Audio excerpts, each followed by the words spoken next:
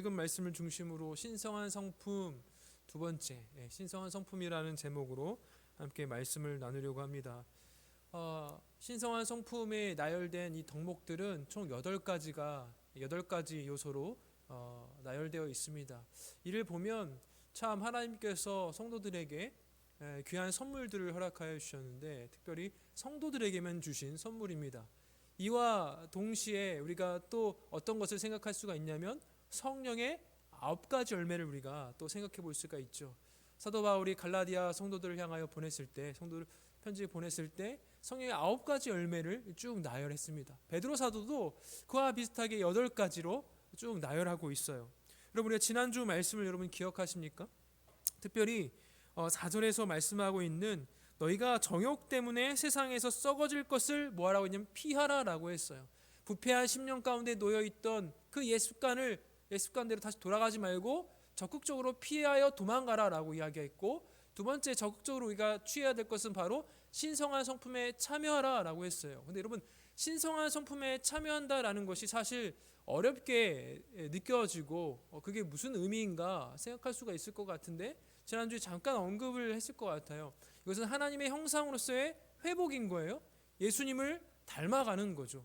우리가 오늘 함께 찬양을 했었는데요, 거기에 가사 내용에 다 들어있는 것 같아요. 첫 번째 찬양 가운데 다 들어있어요. 우리가 이따가 함께 또 찬양을 할 건데, 오늘 이곳에 계신 성령님, 예수님 더욱 닮아가는, 하나님 형상으로 회복해가는 그런 믿음의 길들이 바로 신성한 성품에 참여하는 것이다, 이렇게 요약할 수가 있겠죠. 그렇다면 여러분, 신성한 성품의 내용들이 오늘 5절 이하에 기록되어 있어요. 피하라, 신성한 성품에 참여하라. 세상의 그런 가치관들이 어디까지 들어왔다고요? 교회 안에까지. 교회 안에까지 들어와서 세상의 논리로 자꾸 교회를 운영하려고 하고, 세상의 논리로 교제하려고 하고, 세상의 논리로 무엇인가를 다 자꾸 하려고 하니까, 거짓 가르침을 자꾸 주니까 사도 베드로가 그 위험성을 느끼고 그 성도들을 향하여 귀한 권면의 편지를 쓴 거예요. 성도들에게만 있는 그 신성한 성품으로 하나님께서 우리 주 예수 그리스도를 성도들의 알게 하심으로 그 신기한 능력이 우리 안에 다 들어있는 것이죠. 이미 있어요. 믿음으로 말미암아. 쭉 8가지가 쭉 나열되어 있죠. 그런데 여러분, 이 신성한 성품에 참여하는 자가 된다라는 말을 마치 결국에는 우리가 신성한 성품에 참여하면 결국 우리가 하나님이 되는 거 아닌가? 신인 하빌의 경지에 이른다라는 그 식으로 생각하면 곤란해요. 신성한 성품에 참여한다는 것을 그게 하나님의 성품에 참여하면 우리가 하나님이 되는 거구나, 이렇게 생각하면 안 된다라는 말이에요. 우리는 결코 하나님이 될 수 없죠. 어떻게 우리가 하나님이 될 수 있습니까? 우리는 하나님이 아닙니다. 이런 생각은 범신론에서부터 나와요. 모든 것이 신이 될 수 있다. 이런 강대상도 신이 될 수가 있는 거고, 쌀도 신이 될 수 있는 거고, 이 마이크도 신이 될 수 있는, 그 범신론에서부터 나오는 것이 결코 아닌 거예요. 인간은 아무리 최고의 경지라 할지라도 하나님의 수준에 결코 이를 수가 없습니다.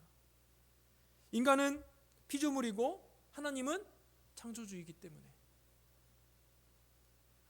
인간은 피조물이고 하나님은 창조주이기 때문에 결코 그럴 수가 없는 거죠. 하나님은 창조주이시고 모든 만물은 다 그분에 의해서 지어진 피조물에 불과합니다. 이 간극을 넘을 수가 없죠. 넘을 수가 없어요. 그래서 베드로서가 말하는 이 신적 성품, 신성한 성품은 어떤 신비주의 이런 것들과 차원이 다른 것이고, 또 윤리나 도덕적 어떤 덕목들과 덕목들의 그 수준과도 다른 것들입니다. 썩지 않고 더럽지 않고 쇠하지 않는 하나님 나라의 백성들이 누리게 되는 그런 성품이 바로 이 신성한 성품인 거예요. 이 중요한 신성한 성품에 관한 본문을 우리 다시 한번 보시면 5절부터 한번 보세요. 그러므로 너희가 더욱 힘써 너희 믿음의 덕의 지식을, 지식의 절제를, 절제의 인내를, 인내의 경건을, 경건의 형제 우애를, 형제 우애의 사랑을 더하라. 아멘. 여러분, 성경은 인간이 하나님의 형상으로 지음받았다라고 말하고 있습니다. 또한 우리 안에 그리스도의 형상이 이루어지게 하라라고 권면하기까지도 합니다. 이는 하나님의 인격과 성품을 반영하는 것이지 결코 하나님처럼 된다라는 것이 아니라고 했어요. 여러분, 어릴 때 우리가 거울을 가지고 빛반사 놀이를 하죠. 놀이가 아니라 사실 이제 괴롭히는 거죠. 예. 태양 햇빛을 딱 비추면 빛이 이제 반사가 돼서 환하게 비추는데, 그것을 이제 친구들의 눈으로 이게 향해서 빛을 비추게 하는 그런 놀이 다 해보셨죠? 그러면 태양과 그 태양 빛을 반사하는 그 거울의 빛은 본질적으로 어때요? 같습니까? 다릅니까? 달라요. 그렇죠? 달라요. 빛을 비춘다는 점에서는 같지만 다른 거죠. 거울은 태양도 빛도 아닙니다. 인간은 하나님에 대하여 그런 존재인 거예요. 마치 물을 담은 그릇처럼 하나님이 계시지 않으면 인간은 하나님의 본성을 담아 드러내는 그 형상도 될 수 없는 절대 의존적 존재이기 때문에 그렇습니다. 오히려 인간이 하나님처럼 된다라는 것은 뭐예요? 창세기에 정말 정확하게 기록을 하고 있는데 바로 반역인 거죠. 반역. 반역의 상징이 뭡니까? 쌓고 어디까지 쌓아요? 하늘까지 쌓았던 그 상징물 뭐예요? 바벨탑. 하나님처럼 되고 싶어서 그렇게 쌓은 것 아니었습니까? 하나님의 본성을 담지 않은 채 다만 하나님과 같아지려고, 하나님의 능력을 어떻게 하면 획득하려고 그렇게 했던 것이 인간의 무모한 교만이고 어리석음이었습니다. 그것이 악한 자 마귀의 거짓되고 헛된 미혹에 속은 마음의 결과입니다. 세상은 하나님을 떠났음에도 불구하고 계속적으로 하나님처럼 되려고 합니다. 스스로 전능자인 것처럼 행사하려 하고 모든 것을 알고 모든 것을 통제하고 싶어 합니다. 무소부지하고 스스로 창조주인 채 행세를 하게 되죠. 결국 자신이 그 지극한 영광의 자리로 나아가고 싶은 거예요. 그것이 바벨탑 사건이었습니다. 하나님이 되려고 하는 그 모든 그런 시도, 반역입니다. 반역. 여러분, 베드로서가 가르치는 이 신성한 성품은 이런 하나님처럼 되고자 하는 그런 것들과 본질상으로 다른 거예요. 신성한 성품에 참여한다라고 해서 하나님이 되는 게 아니에요. 근본적으로 다른 방향을 향하고 있습니다. 여러분, 4절에 이 신성한 성품에서 이 성품으로 번역된 말은 원래 하나님께서 창조하실 때 각기 종류대로 지으셨다라고 할 때 그 종에 해당하는 그런 용어입니다. 그럼 이 개념에는 어떤 존재적이고 본질적으로 다른 본성이다라는 그 의미가 담겨 있는 거예요. 죽음을 이기신 예수 그리스도의 부활 생명을 통해 거듭난 복된 우리 모든 하나님의 백성들은, 성도는 죄와 죽음의 권세 아래에 종노릇하는 그런 사람들과 본성적으로 어때요? 달라요. 성도들과 성도가 아닌 사람들은 본질적으로 달라요. 왜요? 그들의 결국들이 다 다르죠. 성도는 그들의 결국이 어때요? 하나님의 영원한 나라에. 성도가 아닌 사람들은 어때요? 영원한 불못으로 향하게 되겠죠. 본성 자체가 다릅니다. 그들은 죄인이지만 우리는 하나님께서 우리를 의롭다 칭함받는 의인이 되는 거죠. 하나님의 백성입니다. 그런데 여러분, 우리의 옛 모습이 바로 그 죄인 아니었습니까? 우리의 옛 모습은, 즉 우리 구주를 믿기 전에 우리의 모습과 믿음 후의 모습과는 전혀 달라요. 질적으로 다릅니다. 그래서 베드로서를 쭉 보면 신성한 성품은 뭡니까? 하나님을 떠나 죄와 죽음 아래 갇힌 세상과 함께 변진된 그 인간 본성 안에서는 전혀 찾을 수 없는 그것, 오직 성도들에게만 있는 그것, 하나님께서 우리에게 신기한 능력을 주셔서 생명과 경건에 속한 모든 것을 오직 그의 신기한 능력으로 말미암아 받은 성도에게만 있는 것이 바로 이 신성한 성품이라는 거예요. 하지만 보석을 담은 보석함이 보석은 아니죠. 태양빛을 반사하는 거울이 태양은 아닌 것처럼 하늘에 속한 이런 영적 본성이 창조주 하나님 자신의 능력이나 그분의 고유한 하나님만의 본성을 나누어 가진 것은 결코 아닙니다. 그러니까 하나님이 아니라는 거예요. 신성한 성품을 받아 누렸다라고 해서 하나님이 될 수 없다라는 말을 하는 거예요. 여러분, 신성한 성품이란 인간이 무슨 신비한 종교적 경험을 통해서 하나님과 같아지는 그런 비결을 말하는 것도 아닙니다. 또한 인간의 본성에 어떤 영적이고 또 본질적인 생명의 변화가 없이도 가능하다라고 믿는 어떤 윤리적인 것들이나 도덕적인 그 성품의 함양의 수준을 가리키는 것도 아닙니다. 오히려 하나님께서 원래 의도하신, 원래 창조하신 그대로의 모습을 회복시키는 것, 하나님의 형상으로서의 사람을 회복하고자 하시는 그런 복음의 방식이 바로 신성한 성품에 참여하라는 하나님의 목적이 그 안에 들어 있습니다. 하나님께서 그 언약의 성취를 따라서 종말에 주신 그 복음, 그리스도의 부활 생명을 통해 믿는 모든 사람들에게 죄와 죽음을 이기게 한 그 생명과 경건의 본성을 주셨고, 그를 그 하늘의 생명과 경건을 받아 누리는 신성한 성품의 사람, 새 하늘과 새 땅의 사람, 하나님께서 원래 의도하신 사람다운 사람으로 만들어 가심을 뜻하는 것입니다. 이런 관점에서 보면 베드로가 1장에서 제시한 그 신성한 성품이 2장에 가면 본격적으로 폭로하는 그 거짓 교사들의 부패하고 파괴적인 그 행실에 대해서 최적의 해법이 되는지를 우리가 알 수가 있는 거예요. 거짓 교사들의 성품과 그로 인해 파괴적인 삶이 이 신성한 성품의 내용들과 정확하게 반대되기 때문입니다. 그러니까 베드로는 이 장에서 거짓 교사들의 행태를 묘사하기 전에 그보다 더 성도 안에 있어야 될 것들, 점점점 성장해야 될 것들, 긍정적이고 우선적으로 세워가야 하는 그 신성한 성품의 덕목들을 그럼 제시하는 방식으로 해법을 성도들에게 내밀어 준 것이죠. 잘못을 비판하는 것만으로 해결할 수가 없습니다. 어떤 것이 정답인지 정답지를 먼저 사도 베드로는 보여주고 있는 거예요. 2장에 가서는 거짓 교사들의 잘못들을 다 지적을 하지만 그 전에 해법을 먼저 제시를 해주고 있는 거예요. 여러분, 위조 지폐를 판결해내는 전문가들이 가장 중점을 두고 하는 훈련이 무엇입니까? 위조 지폐를 계속 봐서 이것이 위조 지폐구나, 이것을 판별해내는 것이 아니라 정확한 진짜 지폐를 계속 꼼꼼하게 관찰하고 꼼꼼하게 연구한다라는 거예요. 그래서 가짜 지폐가 나왔을 때 이것은 가짜다라고 바로 판결할 수 있다라는 것이죠. 여러분, 신성한 성품에 대해 철저하게 배우고 훈련하고 이에 성장하는 그 진실한 노력을 한다면 이런 성도들은, 신성한 성품에 참여한 성도들은 결단코 거짓 교사들의 그 거짓되고 속이는 행태를 만나면 바로 거부 반응이 일어나게 되죠.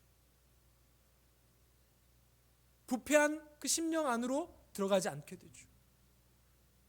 오염된 행태 안으로 들어가지 않을 거예요. 정말 마치 썩은 우유를 딱 한 모금 마시자마자 우액하고 내뱉을 정도로 그렇게 된다라는 거예요. 어떻게 했을 때 이 신성한 성품에 대해서 더욱더 연구하고 더욱더 성장하려고 하고 배우고 이러했을 때 가능한 거예요. 여러분, 2장부터 거짓 교사들은 믿음이 있다, 우리들도 믿음이 있다라고 이야기를 하지만 믿음에서 떠난 자들이다라고 사도 베드로가 묘사를 하고 있습니다. 그들에게 남을 세우고 살리는 무슨 덕이 있습니까? 그들이 무슨 지식을 가지고 있습니까?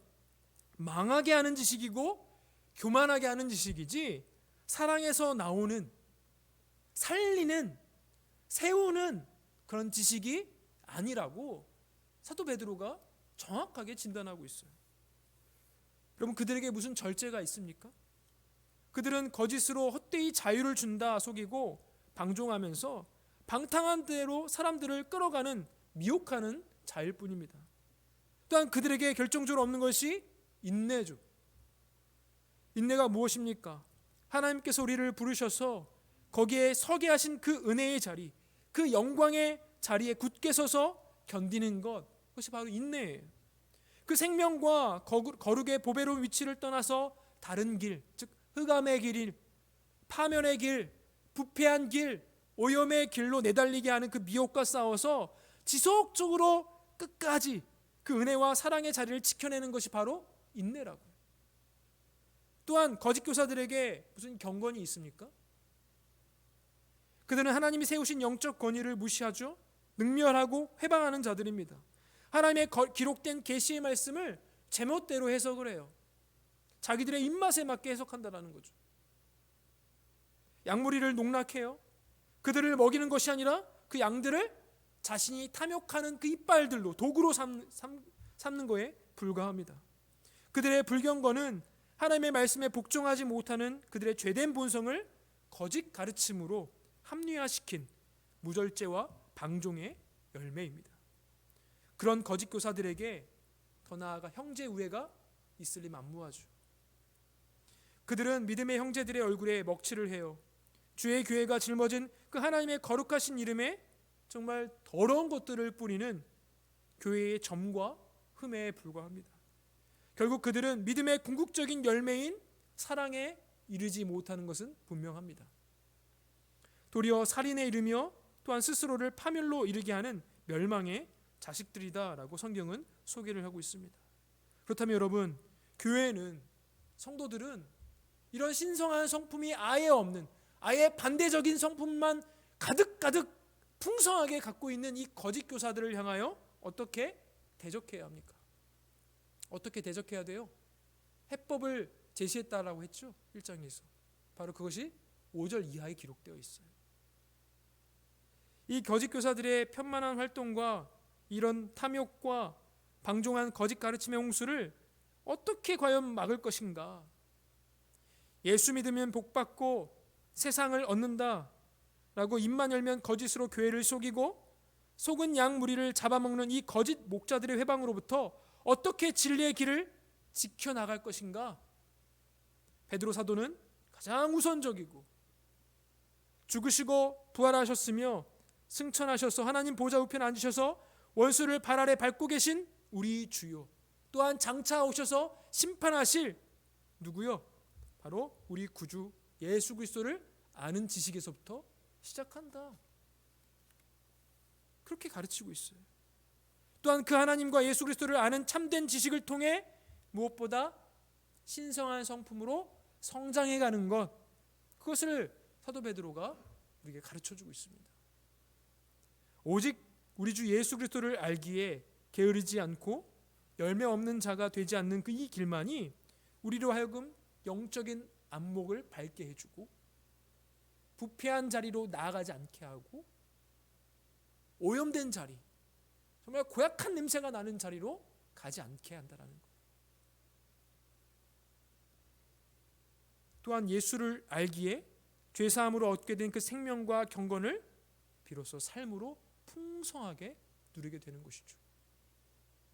결국 하나님의 부르심과 택하심을 더욱더 굳게 할 수 있는 유일한 길이 바로 우리 주 예수 그리스도를 바르게 그리고 온전히 아는 길로 시작합니다. 장차 심판의 때에 하나님의 진노에서 우리를 건져내실 우리 구주 예수 그리스도의 영원한 나라에 넉넉하게 들어가는 이 길, 역시 지금 여기서 우리 구주를 알므로써 더욱더 신성한 성품에 참여하는 자들이 되는 길뿐이라는 것을 사도 베드로가 강력하게 이야기하고 있어요. 이제 우리가 이 신성한 성품의 덕목들을 본격적으로 살펴보려고 합니다. 오늘 8가지를 다 살펴볼 수가 없어요. 이 덕목들은 아주 밀접하게 연결되어 있는데 오늘 한번 말씀을 한번 보세요. 5절 보니까 믿음 그러므로 너희가 더욱 힘써 너희 믿음의 덕을, 그 다음에 지식을 이렇게 하지 않고 뭐라고 합니까? 믿음의 덕을 한 다음에 그 덕의 지식을, 또 그 다음에 넘어가면 그 다음에 또 앞에 거를 가지고 지식의 절제를, 절제의 인내를, 인내의 경건을, 그렇죠? 앞에 것과 뒤에 것이 연결되어 있다라는 거예요.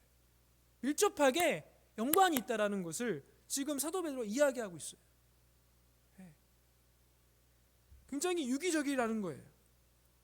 믿음과 덕이, 지식과 절제가, 인내와 경건이, 그리고 형제 우애와 사랑이 따로 떨어져 있는 것이 아니라 계속 쌍으로 같이 간다. 더 명확히 말하면 믿음에서 시작해서 사랑에 이르는 이 8가지 덕목들은 모두 다 사랑으로 향하는 거예요. 사랑으로. 믿음의 기초로 시작하지만 결국 사랑으로 향하고 있는 거죠. 사랑에 근거하는 거예요. 사랑을 통해 격려받고 사랑으로 향하고 결국 사랑에 이르는 덕목들이 바로 신성한 성품의 덕목들인 거예요. 덕 역시 사랑으로 시작하지 않는다면 행할 수 없는 그 믿음의 능력입니다. 지식은 어떻습니까?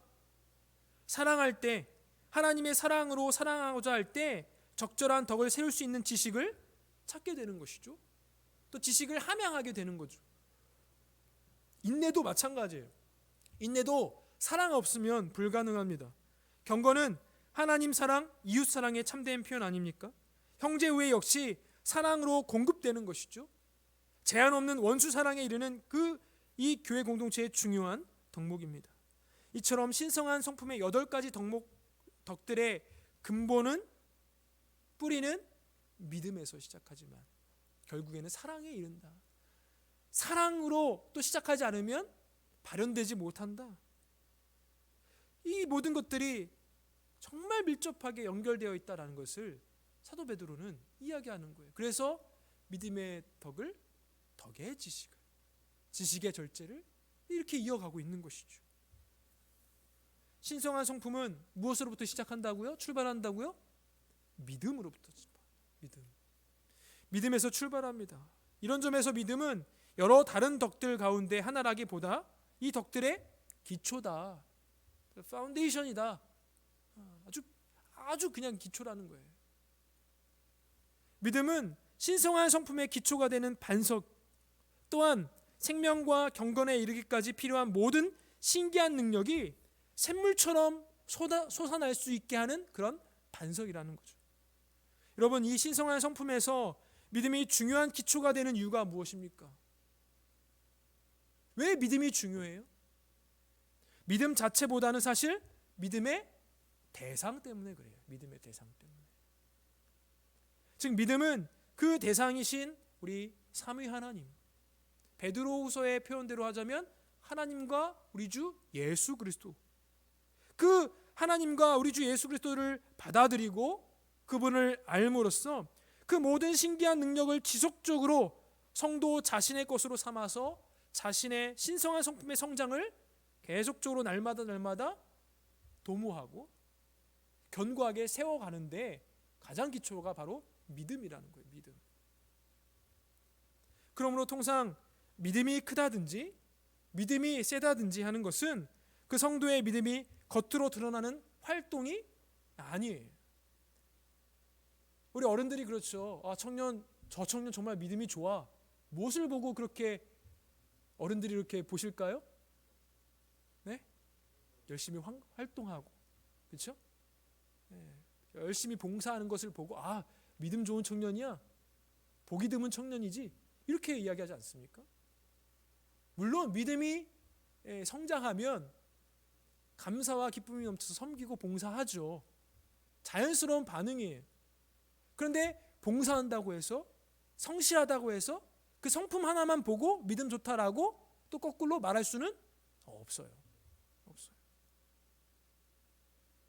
하나님, 예수 그리스도, 그의 주되심, 그의 구주되심, 그의 부르심과 택하심, 그 보배로운 약속, 이미 주어진 생명과 경건의 모든 능력, 이 모든 것들, 믿음의 내용들, 믿음의 대상을 온전히 받아들이는 그 능력과 성품이 바로 이 믿음이에요. 믿음. 하지만 과거로부터 정말 이 믿음 좋다라는 것, 믿음이 세다, 믿음이 크다라는 것을 우리가 오해해서 사용을 해왔죠. 여러분, 하나님이 주신 것, 주고 계신 것, 주실 것을 온전하게 또 충만히 받아들이고 누리는 능력이 믿음의 참된 능력입니다. 믿음이 없으면 그것을 누릴 수가 없어요. 통로인 거죠. 이미 주신 것과 주고 계신 것과 주실 것, 이 믿음이 없다면 이것을 누리지 못한다라는 거예요. 그 받아들인 것을 드러내고 기억하고 활용하는 것이 이 믿음의 능력이지만, 우선적으로 믿음의 대상이신 하나님과 그가 주신 은혜를 받고 알고 누림으로써 그를 아는 지식에서 열매 맺는 그 신성한 성품의 날마다 성장하는 데 있어 부족함이 없게 하는 것이 바로 이 믿음이라는 거예요. 믿음. 이어서 덕을 살펴보면, 여러분 헬라 문화 배경 속에서 덕은 종종 그 사람의 어떤 탁월함, 유명함을 뜻했습니다. 그래서 이 덕은 윤리적으로 탁월함, 도덕적으로 탁월함을 의미하기도 하죠. 하지만 조금 더 구체적으로 믿음이 하나님을 향한 신성한 성품의 특징이다라고 할 때, 이 신성한 성품의 두 번째 요소인 이 덕은 비교적 사람 사이의 그 관계 속에서 나타나는 능력 중에 하나인데, 덕이란 사랑에 의해 시작되고 격려받아서 상대방을 온전히 세워주는 그런 선한 행실을 덕으로 우리는 이해하셔야 됩니다. 또 윤리적인 탁월함이나 도덕적인 탁월함만으로 우리가 국한지어서는 안 될 거예요.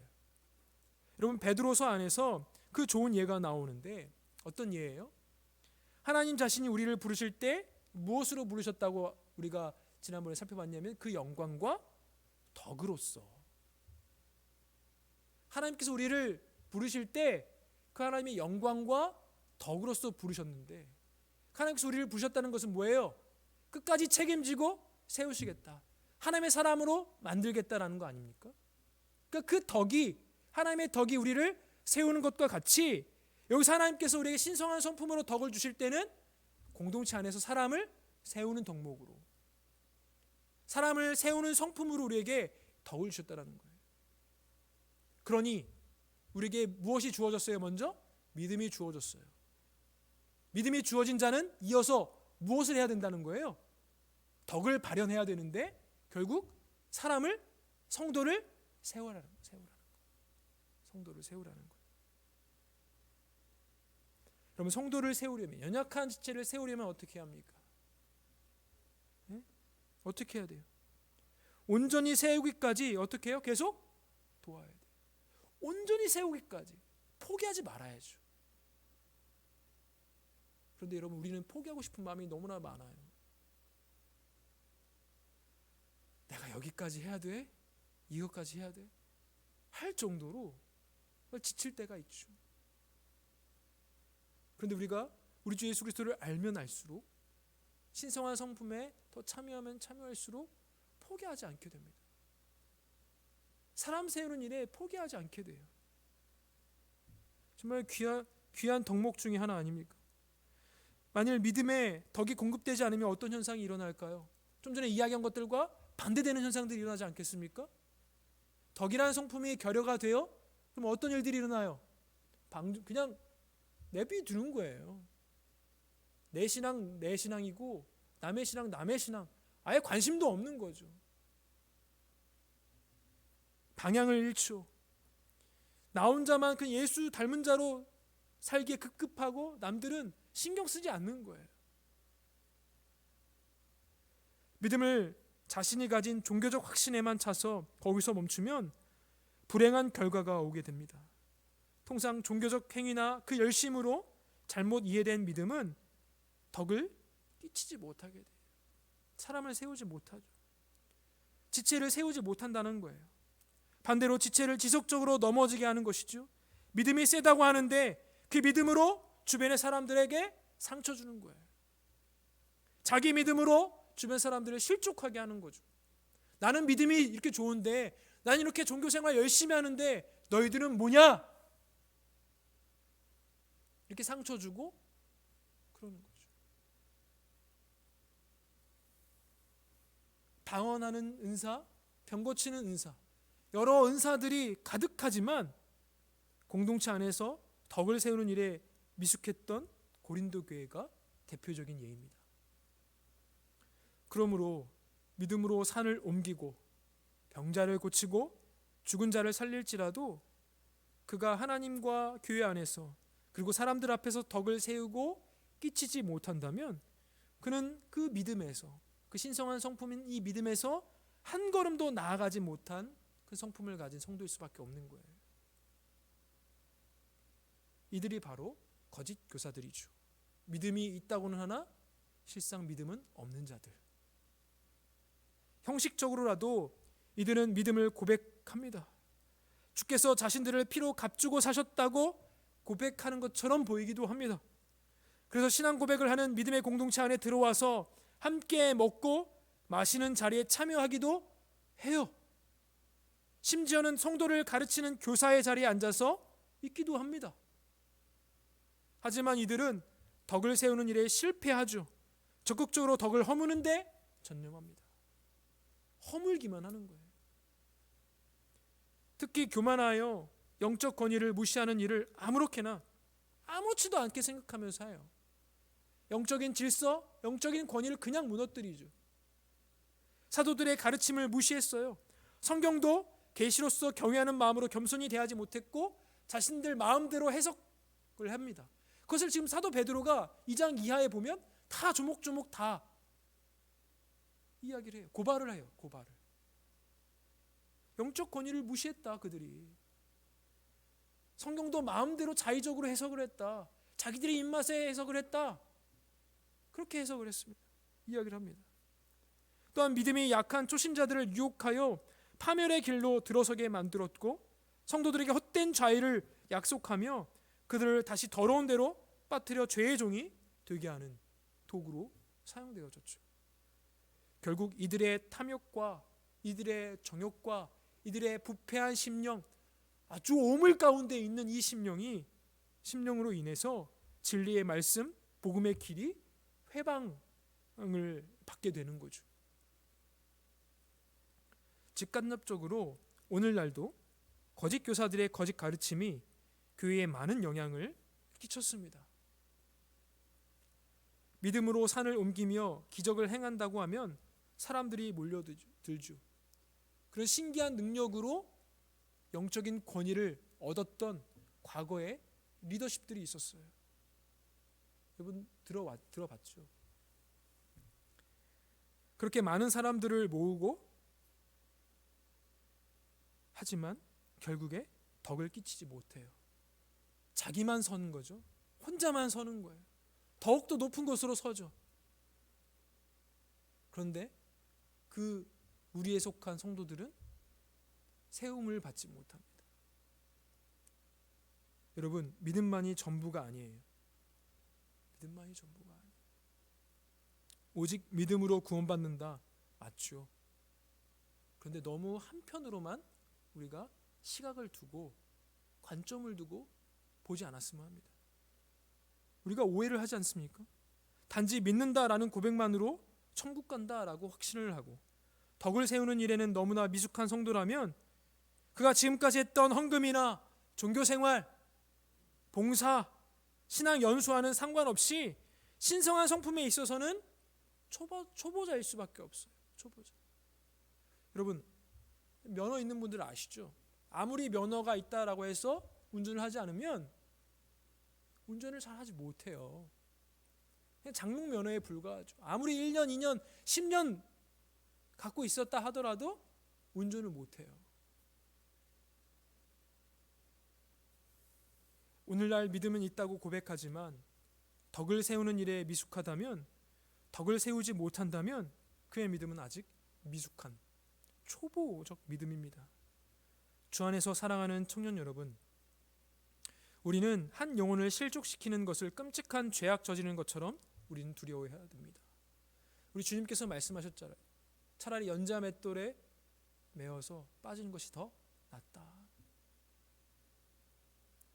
지극히 작은 형제들이라도 실족시키는 어리석은 자가 되지 말아야 합니다. 그러므로 믿음이 있다면 우리는 덕을 세우는 일에 적극적으로 성장하기를 힘써야 합니다. 덕을 세우는 데 필요한 것이 무엇입니까? 모든 영적인 것, 인격적인 것, 실제적인 능력을 위해 믿고 간구하고 힘써 실천해야 되죠. 실천하면서 잘 안 되는 부분으로 인해서 우리가 좌절하거나 포기하지 않는 것이 아니라 그것을 기도 제목으로 가지고 끝까지 몸부림쳐야 돼요. 끝까지 성장하는 자리로, 하나님의 형상으로 회복하는 자리로 날마다 신성한 성품에 참여하라 명령하고 있잖아요. 덕을 세우려는 믿음은 근본적으로 하나님의 이름을 향한 그 열망으로, 그의 나라의 통치가 임하기를 바라는 그 소원으로, 그리고 그분의 뜻을 이루고자 하는 그 지치지 않는 거룩한 열정으로 인하여 할 수가 있는 거예요. 믿음은 덕을 세웁니다. 믿음은 그 자리에서 멈추지 않습니다. 믿음에서 덕으로, 덕에서 결국에는 무엇으로요? 사랑으로 이어지게 됩니다. 사랑하는 청년 여러분, 믿음의 초보자가 아니라 날마다 우리 하나님과 우리 주 예수 그리스도를 알므로 믿음에서 더욱더 성장하여 성도를 세우고 연약한 지체를 세우고 함께 자라나가는 복된 우리 청년 여러분 되시기를 간절히 소원합니다.